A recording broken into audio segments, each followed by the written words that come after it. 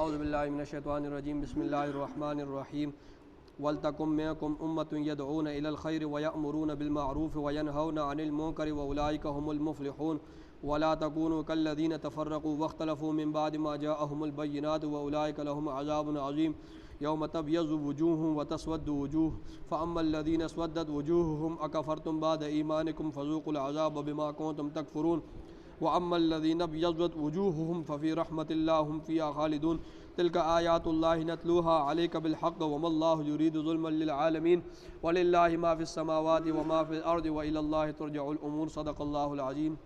پہلے ترجمہ سن لیں۔ وَلْتَكُن مِّنكُمْ، اور چاہیے کہ ہو تم میں سے، امتن ایک گروہ، یدعون الی الخیر جو دعوت دے لوگوں کو، الی الخیر نیکی کی جو دعوت دے لوگوں کو نیکی کی، وَيَأْمُرُونَ بِالْمَعْرُوفِ اور وہ حکم کرے بالمعروف معروف کا، وَيَنْهَوْنَ عَنِ الْمُنْكَرِ اور وہ روکے عن المنکر برائی سے، وَأُولَٰئِكَ هُمُ الْمُفْلِحُونَ اور وہی لوگ فلاح پانے والے ہیں۔ ٹھیک ہے، چاہیے کہ ایک گروہ تم میں سے ہو جو لوگوں کو نیکی کی طرف بلائے اور امر بالمعروف کا حکم کرے اور نہی عن المنکر سے روکے، وہ معروف کا حکم کرے اور نیکی سے روکے، اور یہی لوگ فلاح پانے والے ہیں۔ فرمایا وَلَا تَكُونُوا اور نہ ہو تم کالذین ان لوگوں کی طرح تفرقوا جنہوں نے تفرقہ ڈالا، نہ ہو آپ ان لوگوں کی طرح جنہوں نے تفرقہ ڈالا، واختلفوا اور انہوں نے اختلاف کیا، من بعد ما بعد اس کے کہ جاءہم البینات ان کے پاس واضح دلائل آ گئے، ان کے پاس واضح دلائل آ گئے، وَأُولَٰئِكَ لَهُمْ عَذَابٌ عَلِيمٌ اور وہ لوگ ہیں کہ ان کے لیے بڑا عذاب ہے۔ یوم تبیض وجوہ جس دن تبیض سفید ہوں گے، وجوہ کچھ چہرے، وتسود وجوہ اور سیاہ ہوں گے کچھ چہرے، جس دن سفید ہوں گے کچھ چہرے اور سیاہ ہوں گے کچھ چہرے، فَأَمَّا الَّذِينَ اسْوَدَّتْ وُجُوهُهُمْ پس بہرحال وہ لوگ جن کے چہرے سیاہ ہوں گے تو ان سے کہا جائے گا اکفرتم بعد ایمانکم کیا کفر کیا تم نے ایمان کے بعد، کیا تم نے کفر کیا ایمان کے بعد، فذوقوا العذاب پس چکھو تم عذاب کو، بما کنتم تکفرون اس واسطے کہ تم کفر کرتے تھے۔ جن کے چہرے سیاہ ہوں گے نا ان سے اللہ کیا فرمائے گا کہ تم نے کفر کیا ایمان کے بعد، اب عذاب کا مزہ چکھو۔ وَأَمَّا الَّذِينَ اور بہرحال وہ لوگ ابیضت وجوہہم کہ سفید ہوں گے چہرے ان کے، تو ففی رحمت اللہ وہ اللہ کی رحمت میں ہوں گے، ہم فیہا خالدون اور وہ اس رحمت کے مقام میں ہمیشہ رہیں گے۔ تلک آیات اللہ یہ اللہ کی آیتیں ہیں، نتلوہا ہم تلاوت کرتے ہیں اس کو، علیکہ آپ پر، بالحق حق کے ساتھ، وما اللہ یرید اور نہیں ارادہ کرتا اللہ تعالیٰ ظلم کا، للعالمین جہان والوں کے لیے، اللہ تعالیٰ جہان والوں کے لیے ظلم کا ارادہ نہیں کرتا۔ وللہ ما فی السماوات وما فی الارض اور اللہ ہی کے لیے ہے جو کچھ آسمانوں میں ہے، وما فی الارض اور جو کچھ زمین میں ہے، وإلی اللہ ترجع الامور اور اسی کی طرف لوٹائے جاتے ہیں سارے کام۔ امور کہتے ہیں، یہ امر کی جمع ہے امور، سارے کام، ترجع لوٹائے جاتے ہیں۔ یہ اس کا ترجمہ ہوا، تفسیر میں آپ کو انشاءاللہ مزید سمجھ آ جائے گی۔ دیکھیں کل کے درس میں بات تفصیل کے ساتھ بیان ہوئی تھی کہ مدینہ کے اندر 3 یہودیوں کے خاندان تھے بڑے، اور مشرکین کے 2 بڑے خاندان تھے، اوس اور خزرج۔ ٹھیک ہے، یہود کے کتنے تھے؟ 3 تھے، بنو قنقاع، بنو نذیر، بنو قریظہ، یہ یہود کے تھے، اور اوس اور خزرج یہ کیا تھے؟ مشرکین کے تھے، یہ بھی مکہ میں رہتے تھے۔ اور یہ اوس اور خزرج یہ جو مشرکین کے خاندان تھے 2 مدینہ میں جو رہتے تھے، یہ آپس میں ایک دوسرے کے بڑے دشمن تھے، ایک دوسرے کے خون کے پیاسے تھے۔ لیکن جو یہ لوگ اسلام لائے، آپ صلی اللہ علیہ وسلم آئے اور ان کو اسلام کی دعوت دی اور یہ مسلمان ہوئے، تو یہ لوگ پھر آپس میں اٹھتے بیٹھتے، کھاتے پیتے، آپس میں ایک دوسرے کے ساتھ بڑے گپ شپ لگاتے تھے، وہ ساری دشمنیاں ان کی اسلام کے بعد ختم ہو گئی، اور ہونا بھی یہی چاہیے۔ اسلام کا یہ بنیادی تعلیمات ہے، وہ تو مخلص لوگ تھے جو اسلام کہتا تھا اس پر عمل کرتے تھے، ہماری طرح نہیں تھے۔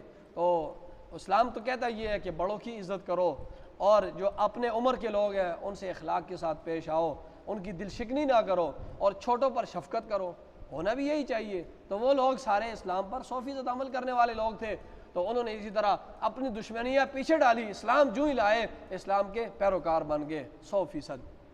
تو یہ چیز یہود نے جب دیکھی، یہودیوں نے، تو وہ گوارا نہ ہوئی۔ تو ان میں سے جو ایک یہودی تھا شماس بن قیس، شماس بن قیس نے ایک سازش کی، ان میں لڑائی کی، وہ ساری باتیں میں کل بیان کر چکا ہوں، اور پھر انہوں نے آپس میں لڑائی کی، ٹھیک ہے، اس مجلس میں ایک دوسرے کو مکے مارے اور گتھم گتھا ہوئے، لاٹھیاں چلی، یہ اس مجلس میں ہوا، اور دن طے ہوا کہ فلاں دن فلاں جگہ پر ہم ایک دوسرے کے ساتھ لڑیں گے۔ اس مجلس میں کافی زیادہ تعداد میں مسلمان موجود تھے، ایسے لوگ بھی تھے جو اوس اور خزرج سے تعلق نہیں رکھتے تھے، وہ مسلمان تھے لیکن وہ اوس اور خزرج سے تعلق نہیں۔ لڑائی کس کی تھی؟ اوس اور خزرج کی ہوئی، وہ اور قبائل سے تھے، تو وہ دیکھ رہے تھے اور وہ حیرت میں تھے کہ اللہ ہم کیا کریں، تو کیا کریں۔ وہ خاموشی سے کھڑے تھے، کچھ نہیں کر رہے تھے، اور حیرت سے ہم کیا کدھر جائیں، کیا کریں۔ تو اس کو اللہ رب العزت ان کو تنبیہ فرما رہے ہیں کہ آپ لوگوں نے اس طرح خاموش نہیں بیٹھنا تھا، آپ نے ان دونوں گروہوں کے درمیان صلح کرانی تھی، صلح صفائی کرانی تھی، ان کو چھڑانا تھا۔ آپ لوگ آرام سے بیٹھے ان کو دیکھ رہے تھے، اور آپ کو حیرت تھی کہ کیا ہو رہا ہے، کیا۔ اس کے متعلق اللہ تعالیٰ نے ایک ضابطہ بیان کر دیا، فرمایا وَلْتَكُمْ مِنْكُمْ، اور چاہیے کہ ہو تم میں سے، امتن ایک گروہ، چاہیے کہ ہو تم میں سے ایک گروہ، یدعون الی الخیر، جو دعوت دے لوگوں کو نیکی کی طرف، جو دعوت دے لوگوں کو نیکی کی طرف، وَيَأْمُرُونَ بِالْمَعْرُوفِ، اور حکم کرے معروف کا، ٹھیک ہے، اور وہ حکم کرے کس کا؟ اچھی باتوں کا، وَيَنْهَوْنَ عَنِ الْمُنْكَرِ، اور وہ لوگوں کو روکے عن المنکر، برائی سے۔ ایک گروہ تم میں سے ہونا چاہیے جو یہ کام کرے، وَأُولَٰئِكَ هُمُ الْمُفْلِحُونَ، اور یہی لوگ کیا ہیں؟ کامیاب ہیں۔ جتنے بھی فقہا یہ ہے نا، یہ چار بڑے فقہا جو ہیں، حنفی، مالکی، شافعی، حنبلی، یہ چار جو مشہور بڑے امام ہیں، ان کا اس بات پر اتفاق ہے کہ امر بالمعروف کرنا اور نہی عن المنکر کرنا اور دعوت الی اللہ کرنا، یہ فرض کفایہ ہے، فرض عین نہیں ہے، ٹھیک ہے۔ جس طرح نماز جنازہ فرض کفایہ ہے، کچھ لوگوں کے ادا کرنے سے وہ ادا ہو جاتا ہے، کچھ لوگوں کے جنازہ کچھ لوگ ادا کریں تو اس علاقے میں جتنے بھی لوگ موجود ہوتے ہیں سب کی ذمہ سے ساقط ہو جاتے ہیں، اور اگر کوئی بھی نہ کرے سارے گناہ گار ہوتے ہیں۔ تو جس طرح نماز جنازہ فرض کفایہ ہے، کچھ لوگوں کے ادا کرنے سے ادا ہو جاتا ہے، اسی طرح امر بالمعروف نہی عن المنکر اور دعوت الی اللہ، لوگوں کو اللہ کی طرف دعوت دینا، یہ بھی فرض کفایہ ہے، فرض عین نہیں ہے۔ کچھ لوگ اگر اس کو کر رہے ہیں تو ان کے کرنے سے کیا ہوگا؟ سب کے ذمہ ساقط ہو جائے گا۔ تو یہ امر بالمعروف اور نہی عن المنکر کیا ہے؟ یہ فرض کفایہ ہے، فرض عین نہیں ہے۔ یہ بات آپ کو سمجھ آ گئی؟ دعوت الی اللہ، امر بالمعروف، نہی عن المنکر۔ دوسری بات، تمام مفسرین یہ بات لکھتے ہیں، اور یہ بات تفسیر جلالین میں بھی ہے جو سب سے تفسیروں میں چھوٹی کتاب ہے، تو اس میں بھی یہ بات لکھی ہے کہ جو تبلیغ ہے، تبلیغ، یہ جو تبلیغ ہے، یہ پڑھنا بھی تبلیغ ہے، پڑھانا بھی تبلیغ ہے، درس دینا بھی تبلیغ ہے، ٹھیک ہے، یہ جتنے بھی کام ہیں۔ اچھا، ان لوگوں کے ساتھ تعاون کرنا بھی تبلیغ ہے، ان کو چندہ دینا، جو پڑھ رہے ہیں، پڑھا رہے ہیں، درس دے رہے ہیں، یہ سارے جتنے بھی، یہ سارے تبلیغ کے کام ہیں، ٹھیک ہے۔ تو اگر کوئی شخص جو ہے، یہ سارے کس کے کام ہیں؟ تبلیغ کے کام ہیں۔ اور اگر اس طرح کوئی مطلب اسلام کی خاطر کتابیں لکھ رہا ہے، اسلام پر جو لوگ اعتراضات کر رہے ہیں اس کے مقابلے میں وہ کتابیں لکھ کر جوابات دے رہا ہے، یہ سارے کس کے کام ہیں؟ تبلیغ کے کام۔ تبلیغ صرف اس میں بند نہیں ہے کہ سروزہ لگایا جائے، چلہ لگایا جائے، 10 روزہ لگایا جائے، اس میں تبلیغ بند نہیں ہے، تبلیغ ان تمام چیزوں کو تبلیغ کہا جاتا ہے۔ جو لوگ اللہ کے دین کو مطلب آگے پھیلا رہے ہیں جس شعبے میں بھی، یہ سارے تبلیغ کے کام کرتے ہیں، ٹھیک ہے۔ تو ان پڑھ جاہل لوگ وہ کہتے ہیں کہ بس یہ سروزہ لگانا اور یہ چیزیں یہی صرف تبلیغ میں داخل ہے۔ یہ چیز تمام مفسرین نے لکھا ہے کہ یہ تمام چیزیں جتنی بھی ہیں، کوئی نماز پڑھا رہا ہے، کوئی امام خطیب ہے جمعہ کے پڑھا رہا ہے، یہ ساری چیزیں تبلیغ میں آتی ہیں۔ اللہ کے دین کو آگے دعوت اس کی کر رہا ہے نا سب۔ ہاں اگر کوئی بندہ چلے میں جاتا ہے 4 مہینے لگاتا ہے، یہ اچھی بات ہے، وہ اپنی اصلاح کر لیتا ہے، اور جب تک وہ اس راستے میں رہتا ہے اس کا وہ وقت جو ہے وہ سب اس کے وقت اس کی نیکیاں لکھی جا رہی ہوتی ہیں، اپنی اس کی اصلاح ہو جاتی ہے، اپنی نماز روزہ اس کی ٹھیک ہو جاتا ہے، ٹھیک ہے۔ لیکن صرف اسی کو دین کا کام کہنا، صرف اسی کو تبلیغ کہنا، یہ درست نہیں ہے۔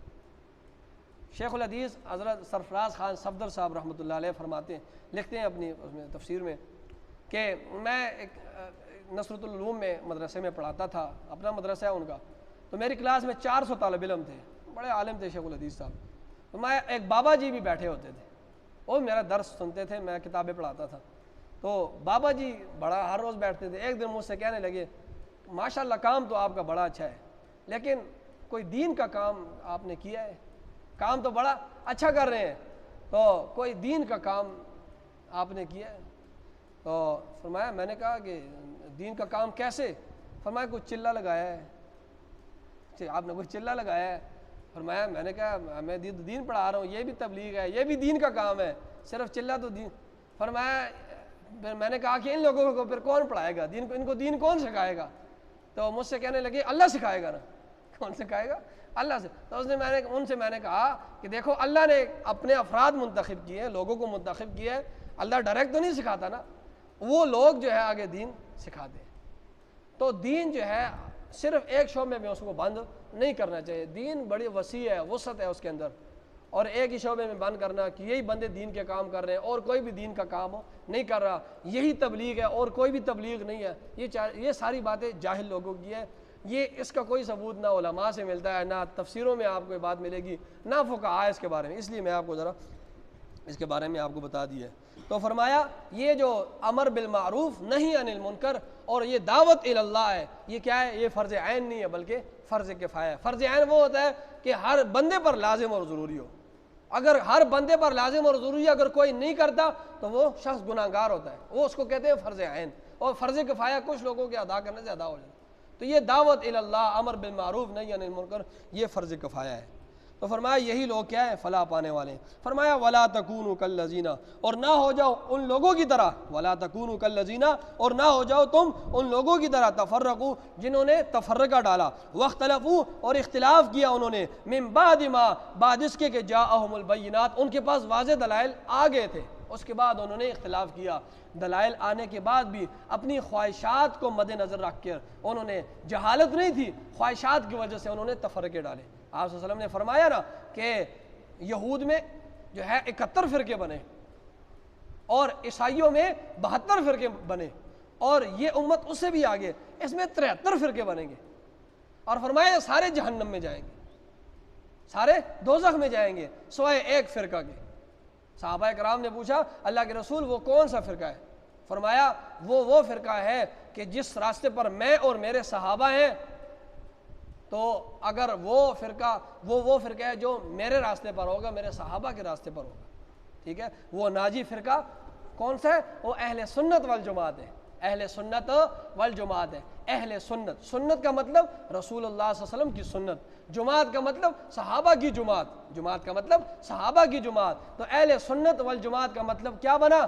کہ وہ جماعت جو رسول اللہ صلی اللہ علیہ وسلم کی سنت کو اپنائی ہوئی ہے، وہ جماعت جس نے رسول اللہ صلی اللہ علیہ وسلم کی سنت کو اپنایا ہوا ہے اور صحابہ کے طریقے کو لازم پکڑا ہے، تو وہ جماعت کہاں پر جائے گی؟ جنت میں جائے گی۔ اور جس نے رسول اللہ صلی اللہ علیہ وسلم صحابہ کے راستے سے ہٹا ہے، تو وہ شخص کیا ہے؟ وہ جماعت کیا ہے؟ وہ گمراہ فرقہ ہے، وہ جہنم میں جائے گا، ٹھیک ہے۔ تو فرمایا کہ تم تفرقہ نہ ڈالو اور اختلاف نہ کرو دلائل آنے کے بعد بھی۔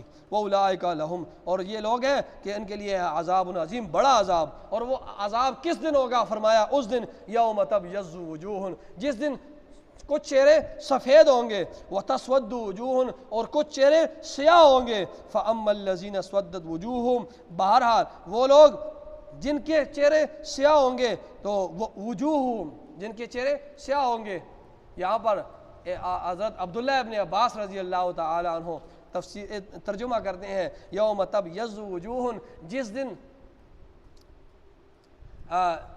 یوم تبیض وجوہ جس دن سفید ہوں گے، نہیں وہ آگے ادھر ہی وہ ترجمہ لکھتے ہیں کہ سفید چہروں سے مراد اہل سنت والجماعت ہے اور سیاہ چہروں سے مراد اہل بدعت ہے۔ فرمایا تو فَأَمَّا يَوْمَ تَبْيَضُّ وُجُوهٌ جس دن کچھ چہرے سفید ہوں گے اہل سنت والجماعت، وَتَسْوَدُّ وُجُوهٌ اور کچھ چہرے سیاہ ہوں گے، فَأَمَّا الَّذِينَ اسْوَدَّتْ بہرحال وہ لوگ جن کے چہرے سیاہ ہوں گے جو اہل بدعت ہوں گے، ان سے کیا کہا جائے گا؟ ان سے کہا جائے گا اَكَفَرْتُمْ بَعْدَ ایمانکم، کیا تم نے کفر کیا ایمان کے بعد بھی؟ فَذُوقُوا الْعَذَابَ پس تم چکھو عذاب کو، بِمَا كُنْتُمْ تَكْفُرُونَ اس واسطے کہ تم کیا کرتے تھے؟ کفر کرتے تھے۔ زبان سے تو کہتے تھے ہم ایمان والے ہیں ایمان والے، لیکن اعمال تمہارے کیا کون سے تھے؟ کافروں والے، جس طرح آج کل ہے۔ زبان سے تو ہم سارے کہتے ہیں ایمان والے، ہمارے اعمال دیکھے جائیں تو کافروں والے، صحیح معنی میں مسلمان نہیں ہے۔ صحیح معنی میں جو بندہ مسلمان ہوگا اس کے چہرے، ان لوگوں کے چہرے کل سفید ہوں گے، چمک رہے ہوں گے، اور جو صحیح معنوں میں نہیں ہوگا تو وہ کھوٹا ہوگا، تو پھر اس کا چہرہ نہیں ہے۔ تو فرمایا کہ تم نے کفر کیا ایمان کے بعد، تم ایمان تو لے آئے زبان سے، تو ہم کہتے ہیں ہم مسلمان ہیں مسلمان ہیں، لیکن تمہارے سارے اعمال کس کے تھے؟ کافروں والے تھے۔ تو فذوقوا العذاب بما کنتم تکفرون واما الذین ابیضت وجوہہم بہرحال وہ لوگ ابیضت وجوہہم جن کے چہرے سفید ہوں گے، تو ففی رحمت اللہ وہ اللہ کی رحمت میں ہوں گے۔ وہ کس میں ہوں گے؟ اللہ کی رحمت میں۔ بخاری شریف میں اور دیگر حدیثوں کی کتابوں میں آتا ہے کہ آپ صلی اللہ علیہ وسلم حوض کوثر پر ہوں گے، امتیوں کو کے لیے بیٹھے ہوں گے، میرے امتی آئیں گے اور میں انہیں پانی پلاؤں گا۔ امتی آ رہے ہوں گے، کچھ لوگ ایسے ہوں گے کہ ان کو فرشتے آگے آنے نہیں دیں گے، شور شرابہ ہو جائے گا، تو آپ صلی اللہ علیہ وسلم جب وہ شور کو سنیں گے وہ کہیں گے ہم امتی ہیں جی، ہمیں اندر جانے دیا جائے، وہ کہیں گے تم نہیں ہو، تم یہاں سے نکل جاؤ۔ تو شور شرابہ جب رسول اللہ صلی اللہ علیہ وسلم سنیں گے تو فرمائیں گے میرے فرشتوں، کہیں گے فرشتوں یہ میرے امتی ہے، ان کو اندر آنے کی اجازت دی جائے۔ تو حدیث میں آتا ہے کہ آپ صلی اللہ علیہ وسلم اللہ رب العزت فرمائیں گے ان سے، آپ صلی اللہ علیہ وسلم سے کہ یہ وہ لوگ تھے کہ انہوں نے آپ کو نہیں معلوم، انک لا تدری، وہ الفاظ مجھے ابھی یاد نہیں ہے حدیث کے، کہ انک لا تدری، کہ یہ وہ لوگ تھے کہ ان لوگوں نے آپ کے بعد، آپ کو معلوم نہیں ہے کہ ان لوگوں نے آپ کے بعد بدعات کی ہیں، آپ کے دین میں نئے نئی چیزیں ایجاد کی ہیں، ان لوگوں نے آپ کے دین میں نئی نئی چیزیں ایجاد کی ہیں۔ تو آپ صلی اللہ علیہ وسلم فرمائیں گے فَقُولُوا سُحْقًا فَأَقُولُ میں کہوں گا سُحْقًا سُحْقًا میری نظر سے دور ہو جاؤ، جدا ہو جاؤ، جدا ہو جاؤ۔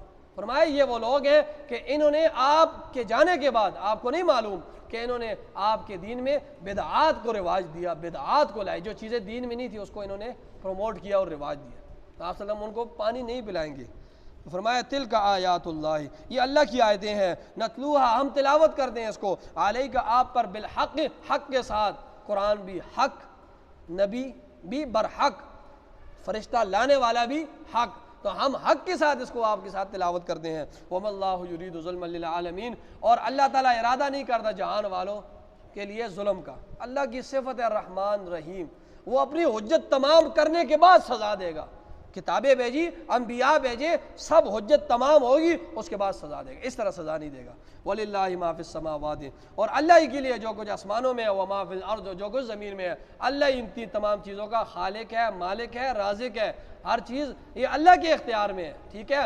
خدا نے اپنی خدائی میں کوئی چیز کسی کو نہیں دی ہے، خدا کی خدائی میں کوئی شریک نہیں ہے۔ اللہ نے پیغمبروں کو بنایا، پیغمبری دی لوگوں کو، کسی کو صحابہ بنایا، کسی کو بزرگ بنایا، کسی کو محدث بنایا، کسی کو فقیہ بنایا، کسی کو ولی بنایا لیکن اپنی خدائی میں کسی کو شریک نہیں کیا، وہ اکیلا ذات ہے، اب کوئی چیز اس کی خدائی میں کوئی بندہ شریک نہیں ہے، نہ فرشتہ ہے، وَلِلَّهِ اللہ ہی کے لیے ما فی السماوات جو کچھ آسمانوں میں ہے، وما فی الارض جو کچھ زمین میں ہے، وَإِلَى اللَّهِ تُرْجَعُ الْأُمُورُ اور اللہ کی طرف تمام کام لوٹائے جاتے ہیں۔ کل قیامت کے دن تم سب بھی میرے عدالت میں کھڑے ہوگے اور سارے جتنے بھی تمہارے کام ہیں وہ تمہارے سامنے آ جائیں گے۔ آمین۔ الحمدللہ رب العالمین والعاقبۃ للمتقین والصلاۃ والسلام علی سید الانبیاء والمرسلین۔ ربنا آتنا فی الدنیا حسنہ وفی الآخرۃ حسنہ وقنا عذاب النار۔ صلی اللہ۔